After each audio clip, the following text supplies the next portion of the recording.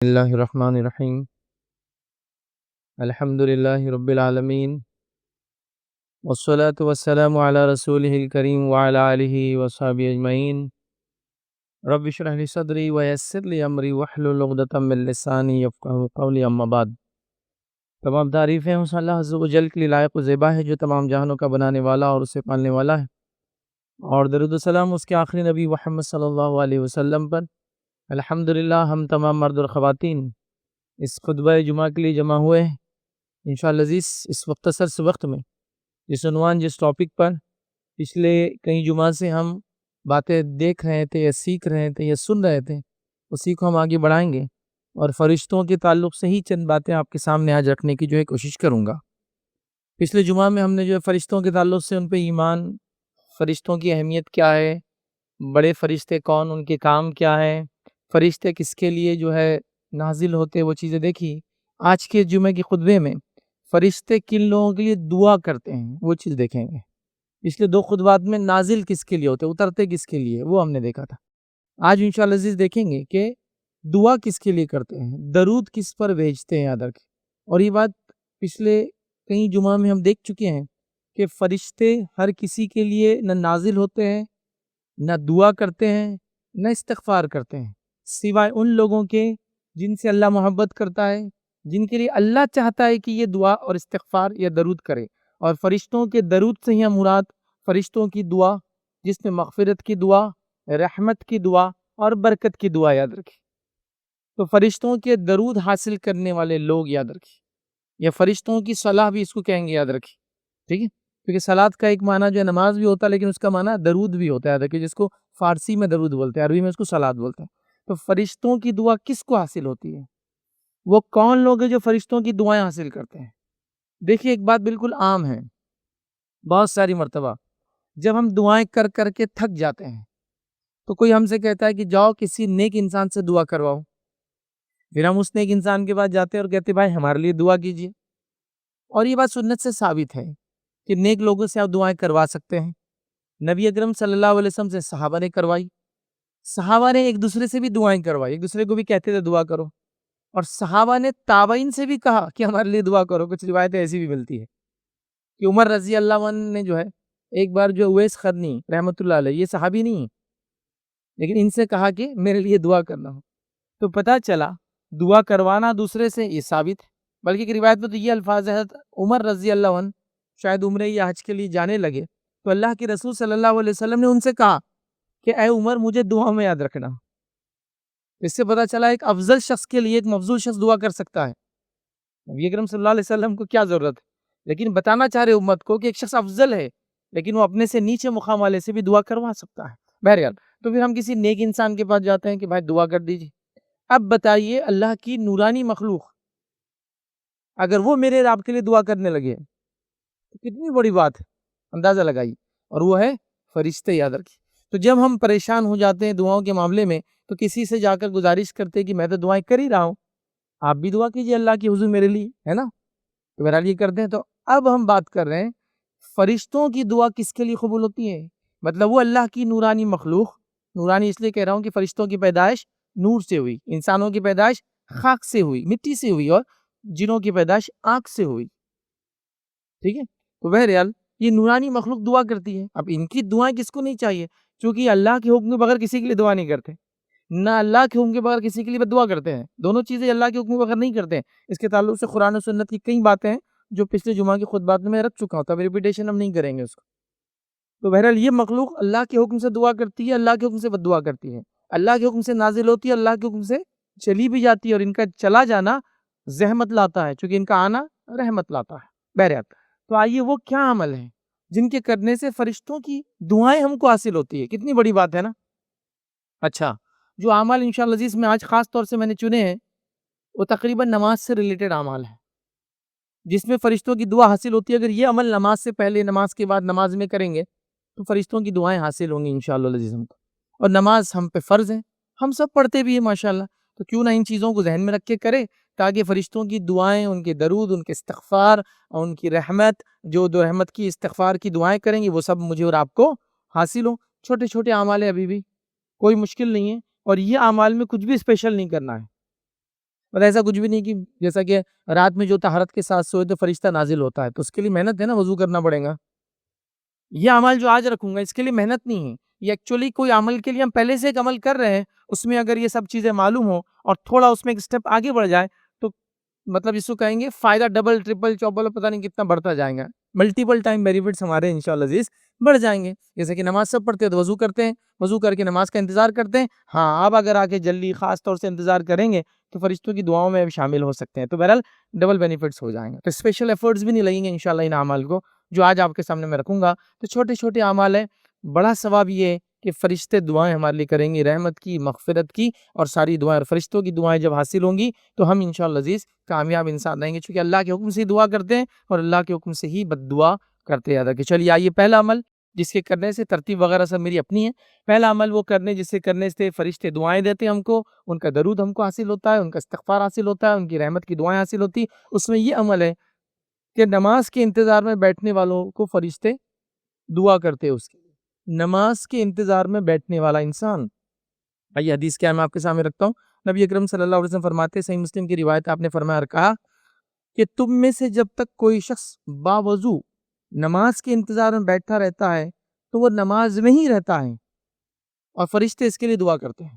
جب کوئی شخص نماز کے لیے آتا ہے اور باوضو مسجد میں نماز کا انتظار کرنے بیٹھتا ہے، مثال کے طور پر ظہر کی نماز 1 بجے اس مسجد کے اندر کوئی شخص آتا ہے اور ظہر سے پہلے وضو وغیرہ کرتا ہے، نوافل سنت موقع وغیرہ ادا کرنا چاہتا ہے، کرتا ہے، پھر انتظار کرتے بیٹھتا ہے کہ اب نماز ہوں گی، اب 5 منٹ 10 منٹ یا جو بھی اس کا انتظار ہوتا ہے. کبھی ایسا ہوتا ہے جمعہ وغیرہ میں نماز تھوڑی ایکسٹینڈ ہو جاتی ہے، خطبہ تھوڑا لمبا ہو جاتا ہے. کبھی ایسا ہوتا ہے کسی جگہ آپ جاتے ہیں اور کسی وجہ سے امام صاحب لیٹ آ جاتے ہیں نا، تو آپ انتظار کرتے رہتے ہیں. تو جب ہم وضو کی حالت میں نماز کا انتظار کرتے ہیں تو اللہ کے رسول صلی اللہ علیہ وسلم فرما رہے وہ نماز میں ہی ہے، مطلب ثواب نماز کا ہی ملتا ہے. دیکھیے نماز تو پڑھ نہیں رہے، نماز کا انتظار کر رہے، فرض ثواب نماز کا مل رہا ہے. دوسرا فائدہ، فرشتوں کی دعائیں تب تک اس کو حاصل ہوتی رہتی ہے. اس شخص کو جب تک وہ انتظار میں ہے نماز کے باوضو حالت میں، تب تک فرشتوں کی دعائیں بھی اس کو حاصل ہوتی رہتی ہے. دیکھیے کتنا چھوٹا عمل ہے، اسپیشل کچھ بھی نہیں، تھوڑا جلدی آنا ہے اور نماز کا انتظار کرتے رہنا. یاد رکھیے تو لہٰذا نماز کا ثواب بھی ملا اور ساتھ میں فرشتوں کی دعاؤں کے مستحق بھی میں اور آپ بنے. تو لہٰذا ہم کوشش کریں کہ ہم جو ہے نماز کو باجماعت پڑھیں، پابندی کے ساتھ پڑھیں، مسجد جا کر پڑھیں، جلدی آ کر وہ جو ہے اس کا انتظار کرے تاکہ فرشتوں کی دعاؤں میں انشاءاللہ عزیز ہم بھی شامل ہو جائے. یاد رکھیں تو عمل تو چھوٹا ہے لیکن فائدہ بہت بڑا ہے کہ فرشتوں کی دعائیں ہمیں حاصل ہوتی. اب اس میں ایک بات تھوڑی غور طلب وہ یہ ہے کہ نماز ایک فریضہ ہے اور اس کے آس پاس کی اتنی چیزیں ہیں جو اتنا ثواب دے رہی ہے، تو خود نماز کتنا ثواب دیتی ہوں گی اندازہ لگائیے. یہ نماز سے پہلے کا انتظار ہے جو نماز کا ثواب بھی دے رہا ہے، فرشتوں کی دعائیں بھی دے رہا ہے، تو نماز کا کیا اجر و ثواب ہوں گا. اور وہ لوگ کتنے بدنصیب ہے، یہ میں اپنے آپ کو ملا دوں، ہم لوگ کتنے بدنصیب ہے کہ فرائض ہمارے چھوٹ رہے ہیں، دھڑلے سے چھوٹ رہے ہیں، دن رات چھوٹ رہے ہیں. اور اگر کوئی نماز کا پابند بھی ہے تو عام طور سے 3 نماز کا پابند ہے تو اس کو بولتے ہیں نماز کا پابند ہے. ظہر، عصر اور مغرب، عشاء فجر غائب. 4 پڑھ لے تو تھوڑا فرشتانہ صفت اس میں پیدا ہو گئی. عشاء بھی پڑھ رہا ہے، فجر میں اٹھ جائے تو فرشتوں سے اوپر چلا گیا، ملائکہ سے ہو. کیونکہ کون اٹھتا ہے فجر میں؟ جمعہ میں مسجدوں کا حال دیکھیے، ہر مسجد بھری ہے. عیدین مسجد کا حال دیکھیے، ہر مسجد بھری ہے. رمضان کے اول 10 دن دیکھیے، ہر مسجد بھری ہے. اس کے بعد اتنی پاپولیشن ہے تو یہ اتنی تعداد میں تو فجر، ظہر، عصر، مغرب، عشاء سب میں جمع ہونا چاہیے تھا. تو دھڑلے سے ہم لوگ نماز چھوڑ رہے ہیں. نماز میں صرف انتظار کرنے کا اجر ہے تو پڑھنے کا کیا اجر ہوگا. نماز چونکہ فرائض میں سے ہے، اس کا اجر بتایا نہیں گیا، یہ آخرت میں ملے گا. لیکن اتنا خالی ایک عمومی طور سے کہہ سکتا ہوں کہ اگر ایک نمازی بلا وجہ آپ چھوڑ دیں گے نا، زندگی بھر کے سجدے بھی کفایت نہیں کریں گے. تو نماز کو مت چھوڑیے، فرض نماز کو خاص طور سے. بہرحال تو نماز کا انتظار کرنے میں جو بیٹھتا ہے نماز کا ہی ثواب پاتا ہے، اور ایک چیز جو بڑی پاتا ہے، فرشتوں کی دعائیں ملتی. چلیے آگے آپ بڑھتے ہیں. دوسرا وہ عمل جسے کرنے سے فرشتوں کی دعاؤں کے مستحق ہوتے وہ کیا ہے معلوم آپ کو؟ پہلی صفوں میں جو انسان آ کے نماز کے لیے بیٹھتا ہے، چاہے کوئی نماز ہو، عید ہو، جمعہ ہو، عام 5 نمازیں ہو، جو پہلی صف، اسپیشل اس میں لفظ کہا گیا پہلی صف، فرسٹ رو، جو پہلی صف میں آ کے جو نماز پڑھتا ہے فرشتوں کی دعائیں اس کو حاصل ہوتی ہے. یاد رکھیں. آئیے ابن حبان کی روایت، نبی اکرم صلی اللہ علیہ وسلم فرماتے ہیں کہ رسول اللہ صلی اللہ علیہ وسلم نے فرمایا کہ بلا شک و شبہ اللہ تعالیٰ اور اس کے فرشتے پہلی صف پر درود بھیجتے ہیں. اللہ اور اس کے فرشتے پہلی صف میں جو نماز میں بیٹھتا ہے اس پر درود بھیجتے ہیں. تو یہ کوئی جمعہ کے لیے خاص نہیں ہے، ہر نماز کے لیے. آپ جس نماز کے لیے مسجد آئے پہلی صف میں بیٹھنے کی کوشش کیجیے. اب یہ بھی ہماری بد نصیبی بولیے، کم عقلی بولیے، علم کی کمی بھی بہرحال ہو سکتی ہے. آدمی آتا تو پہلے لیکن پیچھے بیٹھنا پسند کرتا ہے. عذر ہے، مجبوریاں ایک الگ چیز ہے. انتظامیہ میں کوئی بیٹھا ہے تو اس کو کام ہے تو اس کو باہر جانا پڑے گا، ایک الگ بات ہے. لیکن اس کے بعد بھی ہم وہ کرتے ہیں. دیکھیے ہمارا حال یہ ہے کہ دعوت کی مجلسوں میں ہم پہلے دستر پر بیٹھنا چاہتے ہیں اور دین کی مجلسوں میں آخر میں بیٹھنا چاہتے ہیں. اگر سمجھ لیجیے آپ کو کہے کہ دعوت ہے جائیے تو آپ بولیں گے رش تو زیادہ دکھ رہا، لڑ جھگڑ کے وسیلہ لگا کے، عام زبانے میں بولیں گے لگا لگا کے آگے جاؤں گا اور کھانا پہلے کھاؤں گا. تو دینی کھانے کی مجلسوں میں آگے جانا چاہتے ہیں، جبکہ اس کے فائدے اور فضائل کچھ بھی نہیں بتائے گئے کہ بھائی کھانے میں تم پہلے آئیں گے تو فرشتے نازل ہوں گے، برکت زیادہ ہوں گی، کھانا زیادہ ملے گا، ایک ٹائم کھا تو 4 دن بھوک نہیں لگیں گی. کوئی فضیلت نہیں ہے اس کی، کچھ بھی نہیں، اسپیشل نتھنگ. لیکن ہم اس میں آگے بیٹھنا چاہتے ہیں آگے. اور جہاں دین کا فائدہ اور اجر ہے لا تعداد، وہاں آتے تو ہے جلدی کبھی کبھار، لیکن آگے بیٹھنا نہیں چاہتے ہیں. یہ کیا مزاج ہے نہیں معلوم، یہ کیوں بنا میں نہیں جانتا ہوں، اس کی وجہ میں ایکسپلین نہیں کر سکتا ہوں، لیکن ایک مزاج ہے کہ آتے تو لوگ جلدی ہے لیکن پہلی صف میں نہیں بیٹھنا چاہتے. شاید جانے کی جلدی، ٹھیک ہے، میں نے کہا مجبوریاں ہیں تو مجبوریوں کے لیے تو ہم بول رہے ہیں. مجبوری ہے کہ آپ کا پیشنٹ کہیں ہے، آپ آ کے کارنر میں بیٹھتے جلدی سے نکلنا چاہتے، ٹھیک ہے نا، سمجھ میں آ رہا. لیکن کوئی مجبوری نہیں ہے، لیکن ایک مزاج ہے. آپ کو کیا لگتا ہے پہلی صف میں جو اتنا اجر مل رہا ہے یوں ہی دیا جا رہا ہے ایسی؟ ظاہر سی بات ہے دل نہیں چاہتا ہے وہ کرنے کو، تبھی تو ریوارڈ اسپیشل دیے جا رہے ہیں. اور کس کا درود، کس کی دعا؟ حدیث میں الفاظ ہے اللہ تعالیٰ اور اس کے فرشتے درود دیتے ہیں. اور اللہ کے درود مانا اس کی مغفرت، اس کی رحمت، اور فرشتوں کے درود کا مانا ان کی دعائیں ہمارے لیے یاد رکھیں. تو اللہ بھی دعا دے رہا ہے یا ہمارے لیے جو ہے درود دے رہا ہے، اور فرشتے بھی یہ کام کر رہے ہیں جو پہلی صف میں آ کر بیٹھتا ہے. تو کوشش کیجئے جب آپ مسجد جائے، چلی پہلی نہیں ملی، پہلی بھر گئی تھی، جتنا آگے ہو سکتا بغیر لوگوں کو تکلیف دیے، بغیر لوگوں کے کاندھوں پہ سے اگالے. ہاں لیکن اگر آگے کے لوگوں نے خالی جگہ چھوڑی ہے اور پیچھے والا پھر کاندھے اگال کر آتا ہے، پھر اس کو گناہ نہیں ہے، پھر وہ گناہگار نہیں ہوگا. گناہگار کب ہوگا؟ جب وہ خامخواہ لوگوں کو چیر کے، جگہ نہیں بھی ہے تو صف کے بیچ میں ہوتی ہے نا جگہ، کچھ لوگ آگے وہاں بڑھ جاتے ہیں، وہ جائز نہیں ہوگا. بلکہ اللہ کے رسول نے تو کہا اس کا جمعہ کا ثواب چلا جائے گا. لیکن اگر آپ خالی جگہ آگے چھوڑتے ہیں اور وہ پیچھے سے آتا ہے، حتیٰ کہ آپ نماز بھی پڑھے اور آپ کی نماز کے سامنے سے بھی آئے، وہ گناہگار نہیں ہوگا پھر، کیونکہ وہ پہلی صفوں کو پورا کرنے آ رہا ہے اور آپ نے اس کو مجبور کیا آگے آنے پر کہ پہلے آنے والے لوگ آگے نہیں بیٹھے. پہلی صف خاص طور سے یہ الفاظ ہے، پچھلی پہلی دوسری تیسری کے بھی ہے لیکن یہاں پہلی کے آ رہے ہیں. تو جو پہلی صف میں بیٹھتا ہے اللہ تعالیٰ کی بھی درود حاصل کرتا ہے. نبی اکرم صلی اللہ علیہ وسلم فرما رہے ہیں کہ فرشتوں کا درود بھی وہ شخص حاصل کرتا ہے. تو کوشش کیجئے جس مسجد جائے، جس نماز کے لیے جائے، اور جب بھی جائے سب سے آگے آگے بیٹھنے کی کوشش کیجئے، سب سے پہلے آگے بیٹھنے کی کوشش کی. یاد رکھیں، ٹھیک ہے؟ تو یہ بات ہم کو سمجھنا چاہیے. یاد رکھیں. چلیے کچھ مسجدوں میں ایسا ہوتا ہے کہ بھائی آگے بڑھ گئے تو نکلنے کو جگہ نہیں ہوتی ہے، لیکن ہماری مسجد میں آگے سے نکلنے کی بھی جگہ ہم رکھتے ہیں. عام نمازوں میں سائڈ سے نکلنے کو بھی جگہ رکھتے ہیں، پھر بھی لوگ پیچھے بیٹھتے ہیں. آ کر پہلے انتظار پیچھے چلتا ہے، پھر لوگ آگے آتے ہیں. تعجب کی بات ہے، کئی ثواب میں سے یہ ثواب ہے. ویسے تو اور کئی ثواب ہے پہلی صف ہو گیا، ابھی وہ مقصد نہیں رکھنا، لیکن ابھی ہمارا صرف فرشتوں سے ریلیٹڈ ہے، اس لیے پہلی صف کے دیگر فضائل نہیں رکھ رہا ہوں، ورنہ لا تعداد فضائل پہلی صف کے. بہرحال تو پہلی صف میں آگے بیٹھیں گے، اللہ اور اس کے فرشتے درود بھیجیں گے آپ پر، یہ فائدہ ہے. اب آئیے، ٹھیک ہے، اسی طرح جو ہے ایک اور روایت کے الفاظ ہے بلا شک و شبہ اللہ تعالیٰ اور اس کے فرشتے اگلی صفوں پر درود بھیجتے. یاد رکھیں اسی معنی میں. اسی کے اندر جو بات آ رہی ہے اگلی صفوں میں، چونکہ اگلی صفوں سے مراد یہ پہلی کے علاوہ ہے. یاد رکھیں یہ سنن نسائی کی روایت ہے، تو اس کے اندر آ رہا ہے اگلی صفوں میں. تو اگلی سے مراد یہ کہ جو پہلے آئیں گا، پھر جو اس کے بعد آئیں گا، جو اس کے بعد آئیں گا، اور جو اس کے بعد آئیں گا. تو کوشش کرنا چاہے پہلے تو پہلی صف میں آئے، اور پہلی صف میں نہ ہو تو اگلی صفوں میں، مطلب جتنا آگے جگہ مل سکتی اتنے آگے. جیسا میں پہنچا 2 صفیں ہو گئی تھی تو میں تیسری میں آگے بیٹھوں، پیچھے نہیں. چوتھی میں باقی، چوتھی میں فل کروں گا، پھر پیچھے نہیں، پھر 5ویں فل کروں گا، پیچھے نہیں. سب سے پہلے صفوں کو فل کریں گے، اس کے بعد جیسا جیسا پیچھے ہوتے جائیں گے ویسا ویسا پیچھے جاتے جائیں گے. تو پہلی صف کی فضیلت آ گئی، اور اس کے بعد اگلی صفوں کی فضیلت بھی یہاں ہم کو پتہ چل گئی. یاد رکھیں. آئیے تیسری بات جس کے نتیجے میں فرشتوں کی دعائیں ہم کو حاصل ہوتی ہے وہ کیا ہے؟ یاد رکھیے وہ یہ ہے کہ صف میں ایک تو اگلی صف میں آنا، اور صف میں امام کے سیدھے ہاتھ کی طرف کھڑے ہونا. اس کے اسپیشل فضائل ہیں. فرنٹ روز میں آنا نماز کے لیے، اور امام کے رائٹ سائڈ کھڑے ہونا. اس مسجد میں یہ ہوگا رائٹ سائڈ، ٹھیک ہے، چونکہ امام کا رائٹ، امام جب کھڑا ہو جائیں گا تو رخ بدل جائیں گا اس کا ڈائریکشن. جب وہ قبلے طرف منہ کرتا ہے تو اس کا سیدھا یہ ہے، اس کا الٹا یہ ہے. تو جو شخص نماز کے لیے آتا ہے اور امام کے سیدھے طرف پہلے رو کو فل کرتا ہے، مطلب اس میں ادب بھی ہے کہ آپ کو پہلی صف فل کرنا ہے تو پہلے سیدھے طرف فل ہونا، پھر الٹے طرف ہونا.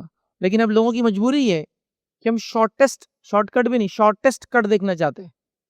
چونکہ اگر وہاں سے یہاں تک آؤں گا تو 20 قدم زیادہ ہو رہے ہیں، وہاں سے یہاں آؤں گا تو 5 قدم میں پہنچ جا رہا ہوں، تو 15 قدم زیادہ، انرجی زیادہ، کیلوریز جلتی ہے، اس میں پرابلمز ہوتے ہیں. تو پہلے ہم یہ فل کریں گے، پھر ہم یہ فل کریں گے. چونکہ راستہ لیفٹ سے شروع ہو رہا ہے نا مسجد میں، رائٹ میں آنا چاہیے پہلے، اور رائٹ کا اگلا پہلے پورا کرنا ہے. اس کا مطلب یہ نہیں کہ پوری آدھی فرسٹ رائٹ ہینڈ سے مسجد فل ہو جائیں گے، نہیں. وہ بات بھی ایکسپلین کرتا ہوں، پہلے حدیث رکھ دیتا ہوں آپ کے سامنے. نبی اکرم صلی اللہ علیہ وسلم فرماتے ہیں، کہتے ہیں ابو داؤد کی روایت، بلا شک اور شبہ اللہ تعالیٰ اور اس کے فرشتے صفوں کی دائیں جانب والوں پر درود بھیجتے ہیں. امام کے رائٹ ہینڈ سائڈ کر رہے کہ نماز پڑھنے والوں پر درود بھیجتے ہیں. تو اس کا کیا معنی؟ صرف رائٹ ہینڈ سائڈ پورا فل کر دے، پہلی کا رائٹ، سیکنڈ کا رائٹ، تھرڈ کا رائٹ، نہیں. اس لیے کہ پہلی سب سے افضل ہوئی، اس میں امام کا رائٹ سائڈ سب سے افضل ہوا. میں لیفٹ اس لیے بتا رہا ہوں کہ یہاں امام کا رائٹ یہ ہوتا ہے. تو پہلا جو پہلی صف کا سب سے افضل پارٹ ہے امام کا رائٹ سائڈ، پھر اس کا لیفٹ سائڈ. پھر دوسری صف کا سب سے افضل پارٹ ہے اس کا رائٹ سائڈ، پھر اس کا لیفٹ سائڈ. اب کوئی کہے کہ پہلی صف کا رائٹ فل ہوگا تو میں سیکنڈ کا کیا رائٹ فل کروں؟ نہیں، کیونکہ سیکنڈ کے رائٹ سے فرسٹ کا لیفٹ افضل ہے. کیونکہ پہلی صف افضل ہے نا، پہلی صف میں اس کا رائٹ سائڈ افضل ہے، پھر اس کا لیفٹ ہے. دوسری صف میں اس کا رائٹ ہے، پھر اس کا لیفٹ ہے. لیکن لیفٹ جو سیکنڈ رو ہے، دوسری جو صف ہے، وہ پہلی صف سے کبھی بھی افضل نہیں ہے، چاہے اس کے رائٹ میں کھڑو چاہے لیفٹ میں. تو یہ افضل ہے. تو پہلے پہلی صف فل کرنا چاہیے، جس میں لوگ آتے پہلے رائٹ تلاش کریں. جیسے آپ کو اگر مل جائے کہ بھائی اے سی ٹرین ہے اور سیٹ فری مل رہی تو سب سے اچھی جگہ پہلے بھاگتے ڈھونڈیں گے. تو ویسے سب سے اچھا مقام یہ ہے کہ آتے ہی سب سے رائٹ ہینڈ کے سائڈ سب سے آگے بیٹھنے کی کوشش کرنا چاہیے. اور اگر پہلی صف فل ہو رہی ہے تو پہلے اس کا رائٹ، پھر اس کا لیفٹ. پھر سیکنڈ میں آپ پہنچے تو پہلے اس کے رائٹ میں بیٹھنے کی کوشش، وہ فل ہے تو پھر اس کا لیفٹ. پھر تھرڈ میں پہنچے تو اس کا رائٹ، پھر اس کا لیفٹ، پھر اس کے بعد اور اس کے بعد اور اس کے بعد. تو فرشتوں کی دعائیں ان لوگوں کو حاصل ہے جو صفوں کے اندر آتے ہیں اور امام کے رائٹ سائڈ بیٹھتے ہیں. یاد رکھیں، وہ ان کا بھی رائٹ سائڈ ہوتا ہے، جو آپ ادھر دیکھتے ہوئیں گے آپ کا رائٹ سائڈ بھی یہی رہے گا. تو رائٹ سائڈ میں بیٹھتے ہیں. تو یہ اس کی فضیلت یہ ہے کہ فرشتے ان لوگوں کے لیے دعائیں کرتے ہیں. کتنی بڑی بات ہے، دیکھیے، کرنا کچھ نہیں ہے، تھوڑا سا مینجمنٹ. نماز کو تو آئے رہے، بیٹھ بھی رہے، بس تھوڑا سا ایڈجسٹمنٹ کر کے سوچ سمجھ کے بیٹھنا ہے تاکہ مجھے اجر و ثواب ملے، ٹھیک ہے، اور میں اس کا بینیفٹ اور فائدہ اٹھا لوں. یہ بہت بڑی بات ہے، یاد رکھیں، یہ بہت بڑی بات ہے، اس کو سمجھنے کی ضرورت ہے. یاد رکھیں، اور کچھ بھی نہیں کرنا ہے. ایسے میں نے شروع میں کہا، ان کاموں کے لیے کچھ بھی نہیں کرنا ہے. خواتین بھی اندر بیٹھی ہے، وہ بھی چیزوں کو سن رہی ہے. خواتین کے اندر ایک عجیب مزاج ہے. وہ پہلی بار جمعہ کو جب جس مسجد میں آتی جہاں بیٹھتی ہے، دوسرے بار آتی ہے تو وہیں بیٹھتی ہے، چاہے اگلی پوری صفحے خالی رہے. نہیں ہم یہیں بیٹھتے ہر بار، بلکہ آ کے دوسروں کو اٹھاتے ہو، اٹھو یہاں سے. کتنے جمعہ سے ہمارے یہیں بیٹھتے، چلو آگے جاؤ آپ، اور خود پیچھے بیٹھ رہی ہیں. سبحان اللہ، یہ اجر، یہ ثواب. ویسے ہی عورتیں مسجد میں نماز کو نہیں آ رہی تو یہ صفوں والے ثواب سے تو محروم ہی رہیں گی نا. بٹ نیچرل ہے یہ جو فضیلتیں بتائی جا رہی ہے، یہ صفوں کی بتائی جا رہی ہے، جماعت کی بتائی جا رہی ہے، مسجد میں آنے کی بتائی جا رہی ہے، تو آلریڈی محروم ہے.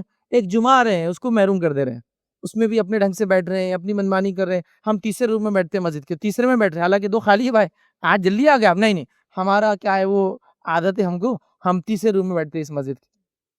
پہلے میں بیٹھیے، اس کی پہلی صف میں بیٹھی، پہلی فل ہو کے دوسری میں بیٹھی، پھر اس کی تیسری میں بیٹھی، پھر اس کی چوتھی میں بیٹھی، پھر اس کی 5ویں میں بیٹھی. یہ طریقہ ہے اس کا. پھر پہلا روم فل ہو گیا، پھر سیکنڈ روم میں جائیے، پھر سیکنڈ فل ہو گیا، پھر تھرڈ میں جائیے. یہ نہیں کہ ہم یہاں بیٹھتے تو ہم بیٹھیں گے، چونکہ خیر بہرحال علم کی کمی ہے، اس سے ساری چیزیں ہوتی ہیں. اللہ رحم کرے، ہمیں علم حاصل کرنے کی توفیق عطا فرمائے. بہرحال تو اب آ گیا، اگلی صفحے آ گئی، اور اس میں رائٹ ہینڈ سائڈ کی فضیلت بھی ہم نے دیکھ لیا. یہ اسی طرح جو ہے ایک اور فضیلت یاد رکھیے، جو آج چوتھی بات ہم دیکھیں گے، وہ یہ ہے، فرشتے جس کے لیے دعا کرتے ہیں وہ یہ ہے کہ صفوں کو ملانے والوں سے پر فرشتے دعا کرتے ہیں. صفوں کو ملا کر کھڑے رہنے والوں کے لیے، مطلب جب نماز کے لیے ایک انسان کھڑے ہو تو مل کر کھڑے ہو، اس کے لیے، ایسے شخص کے لیے فرشتے دعائیں کرتے ہیں. آئیے حدیث سن لیتے پہلے، اس کے بعد اس کی تفصیلات دیکھتے ہیں. یہ جو مسند احمد کی روایت ہے، نبی اکرم صلی اللہ علیہ وسلم فرماتے اور کہتے ہیں، بلا شک اور شبہ اللہ عز و جل اور اس کے فرشتے علیہ السلام صفوں کو ملانے والوں پر درود بھیجتے ہیں. اللہ تعالیٰ اور اس کے فرشتے صفوں کو ملانے والوں پر درود بھیجتے ہیں. صفوں کو ملانا اس میں کسی مسلک کا اختلاف نہیں ہے کہ صف میں جب کھڑے ہو تو مل کر کھڑے ہو، قدم سے قدم لگے، کاندھے سے کاندھا لگے، اس میں کوئی دو رائے کسی مسلک کی نہیں ہوتی ہے، کسی جماعت کی نہیں ہے، یہ ہماری جہالت اور کم علمی کا نتیجہ ہے۔ ہر آدمی دوسرے سے دور کھڑا ہونا چاہتا ہے نماز کے اندر، یہ حدیث میں الفاظ ہے، اس کے لیے ضروری ہے کہ وہ ایسا کرے، اس لیے کہ اس کی دعائیں، اور کیوں ضروری ہے ایک دوسری روایت بھی انشاءاللہ رکھتا ہوں۔ تو جب ہم نماز میں ہم آئے سب سے پہلے پہلی صف میں اس کے رائٹ سائڈ کھڑے ہونے کی کوشش کریں، پھر لیفٹ، جب جماعت کھڑے ہو تو جب ہم کھڑے ہوں گے تو ظاہر سی بات ہے ابھی بیٹھتے ہیں تو تھوڑا سا جگہ ہوتی ہے کہ آپ مل کر کھڑے ہو، مل کر کھڑے ہونے سے مراد قدم سے قدم اور کاندھے سے کاندھا ملنا چاہیے۔ وہ لوگ بھی غلط کرتے ہیں جو قدم سے قدم ملاتے ہیں اور کاندھے سے کاندھا نہیں ملتے ہیں، وی بنا دیتے ہیں نیچے سے شیپ، مطلب اے شیپ میں کھڑے ہو گئے، پیر اتنے دور کہ دوسرا آدمی اب کھڑا ہی نہیں ہو سکتا آپ کے بازو، کیسا کھڑا ہوں گا وہ آپ سے، کاندھا کیسے ملائیں گے بتائیے؟ اگر میں ایسا کھڑے رہوں گا تو میرا بازو والا تو یہ پیر سے ملائیں گا تو وہ 1 فٹ تو ایسے ہی دور ہو گیا، تو ظاہر سی بات ہے وہ اے شیپ میں تو کھڑے نہیں سکتا، ٹھیک، اس کو کھڑے رہنا پڑیں گا ایچ شیپ میں، جو انگلش کا الفابیٹ ہوتا ہے، سیدھا بالکل دونوں طرف سے۔ جب وہ ایسا کھڑا ہوں گا تو کاندھا بھی اور پیر، مطلب اتنے ہی پیر پھیلائیں گا جتنے اس کے کاندھے ہوں گے، تو جب بازو والا آئیں گا وہ بھی پیر سے پیر لگائیں گا، کاندھے سے کاندھا لگائیں گا، لیکن وہ علم بھی نہیں ہے۔ ابھی چلو مسجد میں اتنا اپڈیٹ تو ہوا تو اعلان ہوتا ہے کہ کاندھے سے کاندھا لگائیے، اچھی بات ہے یہ بھی، ایک قدم آگے آگے، لیکن حدیث میں صرف کاندھا نہیں ہے، حدیث میں 2 الفاظ ہے، قدم سے قدم پہلے ہے اور پھر کاندھے سے کاندھا ہے، مطلب فیٹ سے فیٹ لگیں گے اور شولڈر سے شولڈر لگیں گے۔ اب ایک سوال آتا ہے کہ جب پیر لگیں گے تو سب کے پیر کے سائز الگ ہوتے ہیں، تو کیا ایک دوسرے کے سامنے الائن کریں گے تو ٹخنے سے ٹخنا سامنے آنا چاہیے، لگنا نہیں ہے حدیث میں، کچھ لوگ لگانے کی کوشش کریں، لگانے کے لفظ نہیں، کیونکہ ٹخنا لگائیں گے تو پیر ٹیڑھے ہو جائیں گے پھر آپ کے، کیونکہ ظاہر سے ٹخنا اندر ہوتا ہے، پیچھے کے حصے میں ہوتا ہے پیر کے، ہے نا، ہاتھ کے مقابلے میں پیر سامنے چوڑا ہوتا ہے اور پیچھے چھوٹا ہوتا ہے، تو الائنمنٹ کرنے کے لیے ٹخنے کے سامنے ٹخنا آنا، ٹچ ہونا ضروری نہیں، سامنے آنا، تو میرا یہ پیر ہے ٹخنا ہے، اس کا ٹخنا ایسا آنا، اب آگے کا سائز آگے پیچھے ہو سکتا ہے پیر کا، تو یہ بھی آگے حدیث میں وضاحت، ٹخنے سے ٹخنا الائن کریں گے تو صف سیدھی ہو گئی، اس کے بعد قدم سے قدم کاندھے سے کاندھا لگانے کی کوشش کریں گے، اب کوئی بہت چھوٹا ہے تو ظاہر سی بات ہے وہ بچہ کھڑا ہے تو کاندھا نہیں لگیں گا، کسی کی ہائٹ کم ہے تو میرے کاندھے سے نہیں، میرے آ کے بائسپس جو ہے اس سے لگ جائیں گا، کوئی کاندھے سے لگیں کوئی میرے کاندھے سے اوپر بھی جا سکتا ہے، بٹ میننگ یہ کہ جگہ خالی نہیں ہونا چاہیے، اس کا سینس ہے۔ تو آج ہم لوگ اس میں بھی جو افراط و تفریط کے شکار ہے، ایک حصہ وہ ہے جو کچھ بھی نہیں کر رہا ہے، تھوڑا سر کو بازو، کوئی نزدیک آ رہا تو بازو کر دیتے، اور کچھ کا حال یہ کہ قدم سے قدم ہی ملا رہے، کاندھا مل نہیں رہا، کیونکہ قدم اتنے پھیلا دی کہ اب کاندھا ملنے کے چانس ہی باقی نہیں رہا آپ کا۔ تو بہرحال ہم کو سمجھنا چاہیے، اور اللہ کے رسول صلی اللہ علیہ وسلم اس کے لیے کتنی محنت کرتے ہیں۔ آئیے ابن خزیمہ کی روایت آپ کے سامنے رکھتا ہوں، ایک صحابی رسول فرماتے اور کہتے ہیں، برا بن عازب رضی اللہ عنہ فرماتے اور کہتے ہیں کہ رسول اللہ صلی اللہ علیہ وسلم کی جو کہ ایک جانب سے، مطلب رسول اللہ صلی اللہ علیہ وسلم صف کی ایک جانب شروع کرتے اور دوسری تک تشریف لے جاتے، جب لوگ صف میں کھڑے ہو جاتے، آپ امام رہتے تو آپ سیدھے نماز نہیں پڑھاتے، آپ صف کے ایک کارنر میں جاتے اور وہاں سے نکل کے دوسرے کارنر تک جاتے، اور ہر انسان کا سینہ، دیکھیے حدیث کے الفاظ کیا ہیں، تشریف لے جاتے ہیں اور ہمارے کاندھوں اور سینوں کو چھوتے اور ان کو سیدھا کرتے، کاندھوں اور سینوں کو چھوتے، مطلب چسٹ بھی آگے نکلنا چاہیے نماز میں۔ اللہ کے رسول نے اس کو بھی ناپسند کیا، ایک صحابی تھے جو کھڑے تھے، سینہ نکال کے، آپ نے کہا سینے کو اندر کرو، امت میں اختلاف چاہتے ہو، تو انہیں سینہ اندر کر لیا، سینہ بھی باہر نہیں ہے تو سینے کو ہاتھ لگا دے تاکہ وہ بھی اندر ہو، کاندھوں کو ہاتھ لگا دے تاکہ وہ ملے ہوئے ہو، اور قدم دیکھتے جاتے اور اتنی سب کو سیدھا کرتے جیسا کہ ایک نیزہ۔ لیکن تیر اور نیزوں کو بہت سیدھا رکھنا پڑتا ہے، جب سیدھے ہوتے ہیں تو جب پھینکا جاتا ہے تو اپنے ٹارگیٹ کو اچیو کرتے، ورنہ تھوڑے بھی ٹیڑھے ہو جائے تو ڈائیورٹ ہو جاتے پھر اپنے ٹارگیٹ سے، اس لیے ان کو سیدھا رکھا جاتا ہے، اتنا سیدھا کرتے، تو آپ گھومتے ادھر سے ادھر، مطلب ابتدائی زمانہ جب صحابہ نئے تھے، بعد کے دور میں تو ان کو عادت تھی وہ سب بنانا شروع کر، لیکن آپ جاتے تھے ادھر سے لے کے ادھر تک، اور صفے قدم سے قدم، سینے سے کاندھا لگا ہوا ہے کیا، سینہ آگے پیچھے تو نہیں، صفوں کو سیدھا کرتے ہیں۔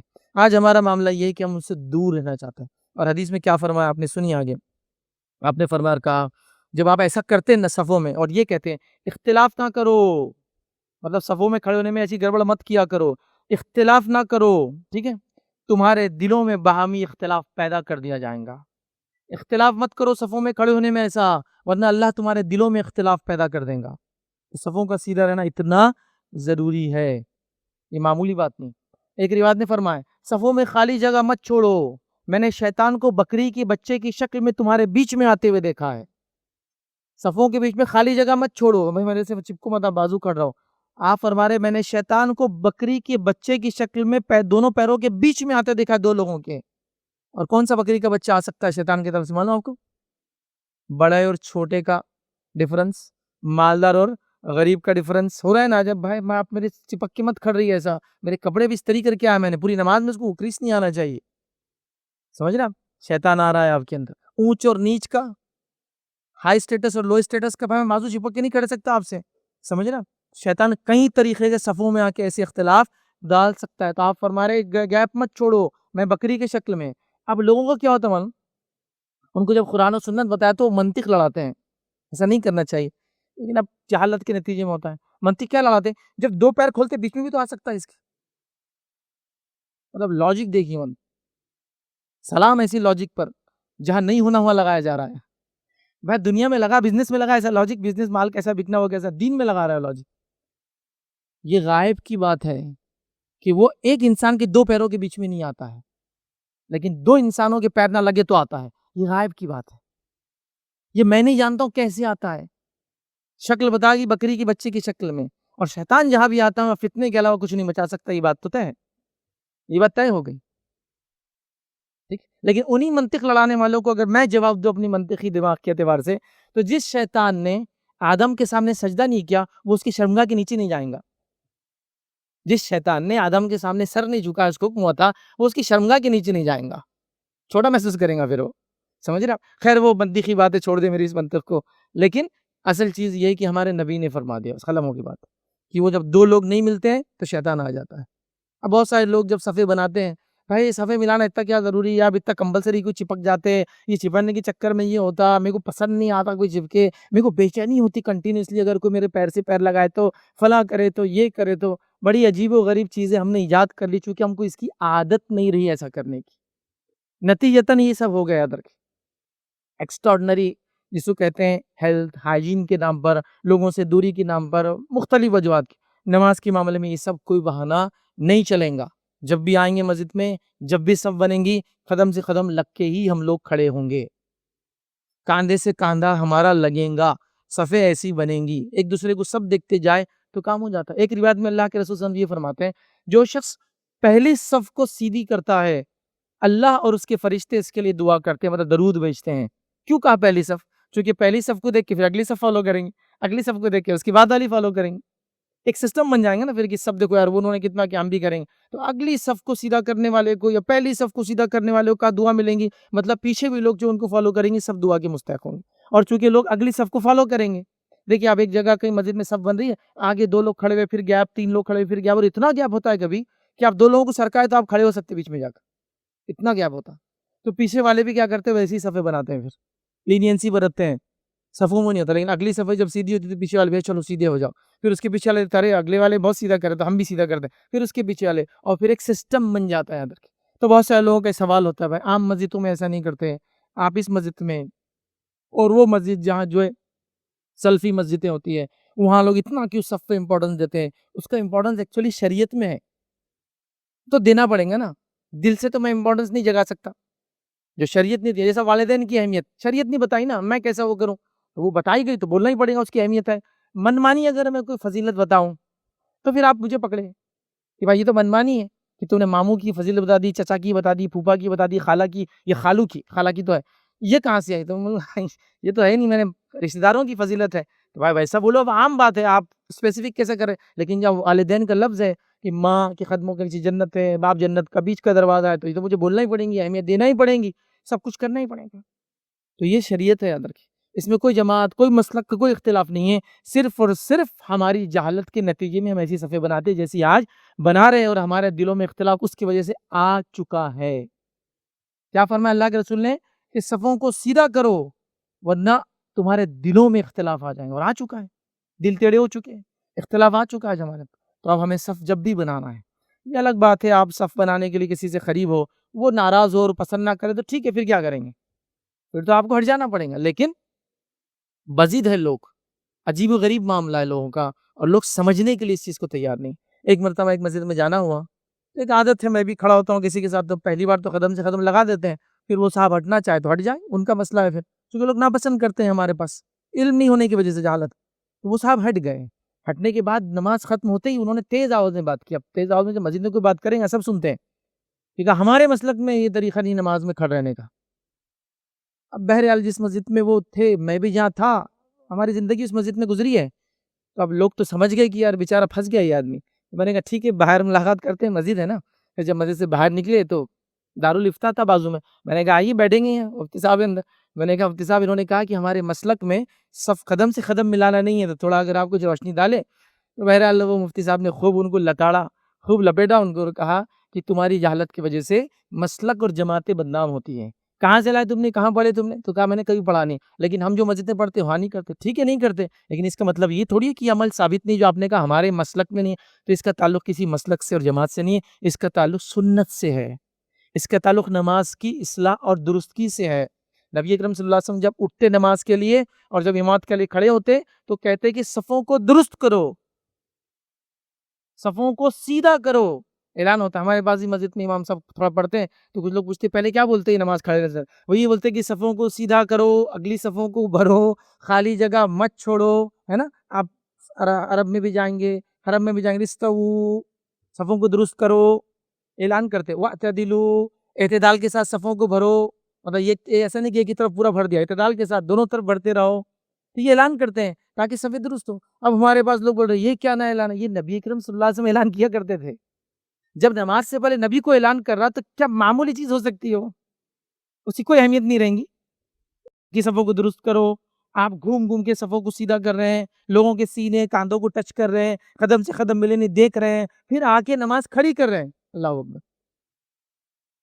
بلکہ ایک روایت میں فرمایا نماز میں صفوں کو پیچھے آگے پیچھے مت کیا کرو، گیپس مت چھوڑا کرو. جیسا میں آگے دیکھتا ہوں، یہ آپ کا موضوع تھا، ویسے میں تم کو پیچھے بھی دیکھتا ہوں. مطلب میرے نماز میں کھڑے ہونے کے بعد تم اگر گڑبڑ کر رہے ہو تو یاد رکھ لو یہ اللہ کے رسول صلی اللہ علیہ وسلم کا معجزہ تھا کہ آپ جیسے آگے دیکھتے تھے ویسے آپ کو پیچھے بھی دکھتا تھا. کہیں آپ کے معجزات میں سے یہ بھی ایک معجزہ ہے. سمجھ رہے ہو؟ تو اتنا احتیاط کیا کہ میں دیکھ رہا ہوں تم کو نماز میں بھی.